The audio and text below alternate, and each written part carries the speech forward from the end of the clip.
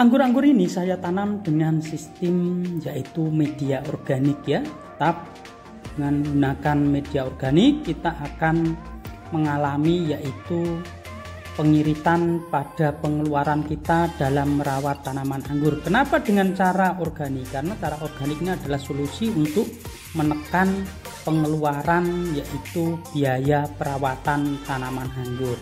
Berikut video yang akan saya bagikan untuk teman-teman pemirsa.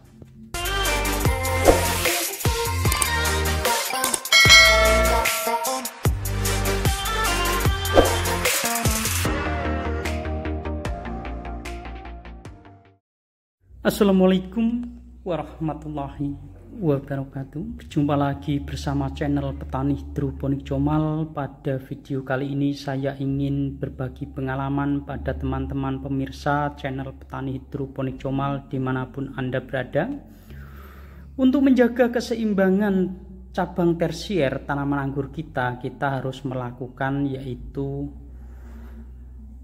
potes pucuk agar pertumbuhan cabang tersier mampu berkembang secara bergantian serta nutrisi mengalir secara seimbang pada tiap-tiap cabang tersier. Dan ini saya lakukan pembentukan cabang dengan sistem para-para ya. Jika cabang para-para seperti ini, biasanya kalau nanti tanaman anggur kita berbuah banyak, kita melakukan penjarangan, ini akan mengalami rasa capek sekali di leher. Maka dari itu bagi kita teman-teman yang menanam di usia di atas 60-an ya, karena kita kadang-kadang sudah tua, sudah pensiun, kepengen punya hiburan, pasti kita melakukan dengan cara sistem para-para itu sangat berat sekali. Maka dari itu saya sarankan seperti video kemarin dengan sistem teralis seperti ini. Dengan sistem teralis kita bisa melakukan perawatan tanaman anggur kita sambil duduk ya, sambil santai. Dengan pembentukan cabang tersier, pada video kali ini ingin saya jelaskan bagaimana cara membentuknya, bagaimana cara melakukan proses selanjutnya, dan bagaimana cara merawat media tanam dengan sistem organik ya. Contohnya seperti ini. Ini sudah terbentuk cabang tersier pada tanaman anggur yang saya tanam dengan sistem teralis Y ya. Nah, ini semua tersier saya tumbuhkan semua tapi menggunakan tunas air. Kenapa saya gunakan tunas air? Karena menggunakan tunas air ini sangat cepat sekali dan bagus sekali. Dan ketinggian yaitu sekitar pas saya ukur ini 70 cm ya. Setelah tanaman 70 cm maka saya buat primer seperti ini, tapi pada dasarnya dari awal tanaman saya tinggikan yaitu 2 meter ya. Setelah saya tinggikan 2 meter lalu saya rebahkan 70 saya jadikan primer dan yang sisanya saya jadikan sekunder. Akan tetapi ini kemarin saya perpendek ya, tidak ada 1 meter tetapi hanya sekitar 70 banding 70. Kenapa saya lakukan seperti ini? Karena jika saya lakukan langsung panjang, biasanya untuk percabangan yang mendekati primer di ujung ini pertumbuhannya kurang bagus. Maka dari itu saya gunakan sistem bertahap. Dengan sistem bertahap, tanaman anggur kita itu nantinya akan tumbuh lebih bagus dan hasilnya lebih maksimal. Dan jika teman-teman ingin melanjutkan untuk memperpanjang cabang sekundernya, maka kita gunakan yaitu cabang tersier yang paling ujung. Nanti kita rebahkan di sini ya, kita rebahkan di sini dan kita lanjutkan menjadi cabang sekunder ya. Contohnya seperti ini. Nah, ini sudah saya hentikan pertumbuhannya di ujung agar nutrisi mengalir pada tunas air yang ada di ketiak daun, dan nantinya tunas air tersebut akan saya jadikan tersier lanjutan. Dan sebelum kita melakukan perebahan, paling tidak kita lakukan pengikatan ya. Kita lakukan pengikatan pada tali-tali yang kita ikatkan. Kita gunakan untuk sederhana ya, tidak usah repot-repot dan tidak usah dengan cara mahal-mahal. Ketika kita masih mengalami proses pemula, kita lakukan dengan apa adanya saja. Dan jika teman-teman ingin menggunakan cara-cara yang lebih keren, yang lebih bagus, itu terserah dengan cara yaitu bertahap. Yang penting kita paham dulu bagaimana proses cara menanam tanaman anggur. Nantinya kalau kita ingin menggunakan cara-cara yang lebih istimewa, itu nanti saja menyusul ya. Kenapa saya sarankan seperti ini? Yang penting materi kita kuasai, nanti untuk langkah-langkah selanjutnya itu mudah. Nah, kita ikatkan seperti ini ya. Nah, kenapa tidak saya ikatkan langsung? Kalau saya ikatkan langsung nanti bisa bergerak-gerak. Tetapi jika saya ikatkan terlebih dahulu pada rembetan seperti ini sangat bagus sekali, sehingga cabang sekunder yang kita rebahkan nanti tidak mudah tergeser-geser ya. Nah, posisinya seperti ini sudah saya siapkan, saya ikatkan pada rembetan lanjutan ya. Contohnya seperti ini untuk teman-teman yang ingin menanam tanaman anggur dengan sistem teralis. Karena dengan sistem teralis saya rekomendasikan. Dengan sistem teralis ini sangat ringan dalam perawatan, terutama perawatan buah. Ketika nanti tanaman anggur kita berbuah, kita melakukan penjarangan, kita melakukan perawatan itu tidak berat ya. Jadi kita tinggal sambil duduk di kursi, kita bisa melakukan pada tanaman anggur kita ya. Kita rebahkan seperti ini, lalu kita ikatkan satu persatu ya, agar cabang tersier yang akan kita jadikan cabang sekunder lanjutan seperti ini itu nantinya aman. Nah, kita ikatkan seperti ini, jangan dilakukan pengikatan kencang, tetap ada ruang yang agar pertumbuhannya ketika dia besar nanti tidak terjerat. Dan ini harus ada pengontrolan, yaitu sekitar 1 bulan lagi ya. Jika terlalu kencang, maka secara tidak langsung kita harus segera membuka ikatan tersebut agar tidak mengganggu pertumbuhan atau aliran nutrisi ya. Nah, lakukan pengikatan seperti ini. Karena dengan sistem teralis Y itu kita harus benar-benar menjaga keseimbangan untuk posisi rebahan. Agar apa?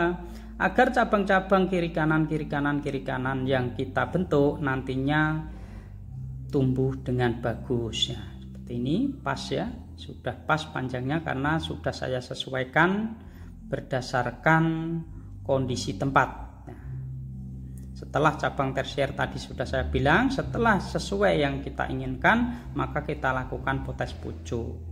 Dan setelah kondisinya sudah pada numbuh cabang tunas airnya, kita rebahkan seperti ini ya. Kita rebahkan seperti ini, nanti akan menjadi cabang sekunder susulan. Bagaimana proses perawatannya ya? Proses perawatannya tetap saya gunakan sistem campuran ya. Tetap saya gunakan sistem organik jalan, dan untuk sistem pemupukan sintetis atau pupuk kimia juga jalan. Akan tetapi saya lebih prioritaskan yaitu sistem organik. Kenapa? Karena dengan sistem organik nanti pelan-pelan kita memperbaiki media tanam kita, dan selanjutnya kita lebih ringan lagi merawat dan menjaga pengeluaran kantong kita untuk merawat tanaman anggur kita selanjutnya ya. Contohnya seperti ini ya. Nah, dan ketika teman-teman melihat di bawah kok ada taburan putih-putih, nah itu adalah kapur dolomit. Dan posisi tanaman itu kalau kita posisikan duduk itu sangat tepat sekali ya. Untuk perawatan bulanan atau perawatan pemupukan, menjaga kesuburan media tanam, biasa saya lakukan yaitu pemupukan menggunakan POC ya. POC yang saya bagikan pada video sebelumnya, contohnya seperti ini ya. Nah, yaitu perbandingan 1:10. Akan tetapi ini akan saya tambahin yaitu campuran PSB agar media tanam kita itu semakin subur ya. PSB tidak hanya untuk disemprotkan saja, tetapi dikocorkan juga sangat bagus sekali ya. Nah, dosis pengocoran yaitu akan saya larutkan sekitar 300 ya, 300 ml pada air 10 liter. Ini ya. Nah, 300 ml saya larutkan pada air 10 liter.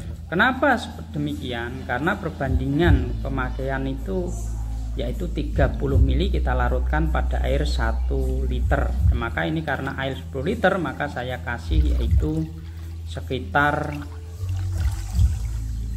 300-an. Dan saya campurkan seperti ini, tidak masalah, tidak apa-apa ya, tidak apa-apa, tidak merusak kadar kandungan yang terdapat masing-masing pada pupuk tersebut. Karena ini saya kocor dan ini aman ya, tidak akan mengakibatkan overdosis.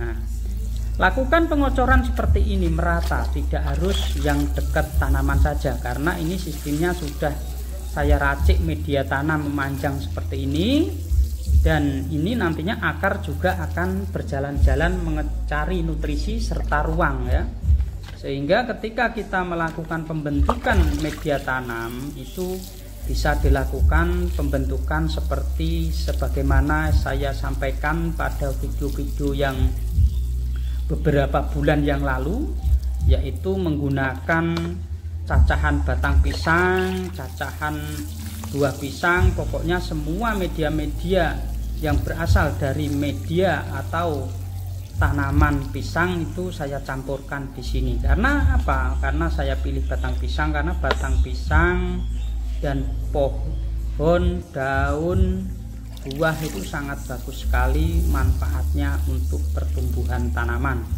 Maka dari itu teman-teman ya, kalau ingin meracik media tanam kita lakukan cara seperti ini tidak masalah dan hasilnya akan bagus sekali untuk jangka panjangnya. Dan setelah nanti mengering dan menyusut kita tambahin media tanam sebagaimana yang saya bagikan pada video kemarin ya. Nah, seperti ini. Kalau kemarin baru sampai penaburan, dan ini setelah penaburan saya lakukan yaitu pengocoran seperti ini. Pengocoran seperti ini tidak saya lakukan tiap minggu, hanya saya lakukan yaitu sebulan itu 2 kali seperti ini ya. Nah, sebulan 2 kali. Jadi saya selang-seling dengan pupuk kimia. Kalau pupuk kimia tidak saya lakukan pengocoran seperti ini, hanya saya lakukan pengocoran yang berada pada dekat cabang primer saja. Tapi kalau ini karena memperbaiki media tanam agar lebih bagus, maka saya lakukan penyiraman dengan cara demikian.